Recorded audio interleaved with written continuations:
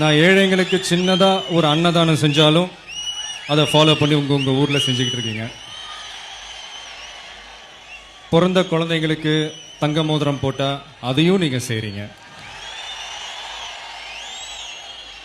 அதாவது இன்னைக்கு தங்கம் விற்கிற விலைக்கு நான் நினச்ச எத்தனை மோதிரம் வேணாலும் போடலாம்.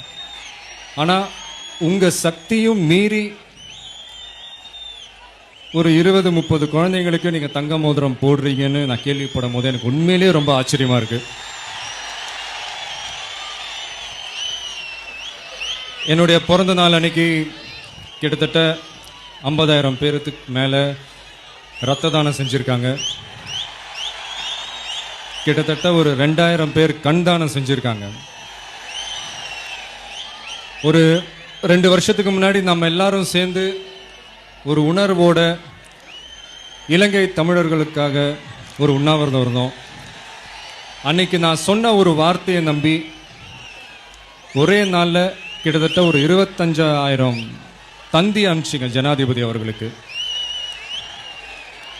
இப்போ ரீசெண்டாக பார்த்தீங்கன்னா நாகப்பட்டினத்தில் தமிழ் மீனவர்களை கொல்லப்படுவதை கண்டித்து ஒரு கண்டன ஆர்ப்பாட்டம் செஞ்சோம்.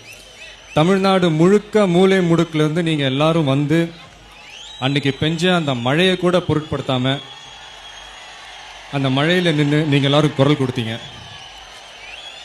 நீங்கள் எல்லாரும் எனக்கு கிடைச்சிருக்கீங்கன்னு நினச்சி பார்க்கும்போது எனக்கு ரொம்ப பெருமையாக இருக்குது.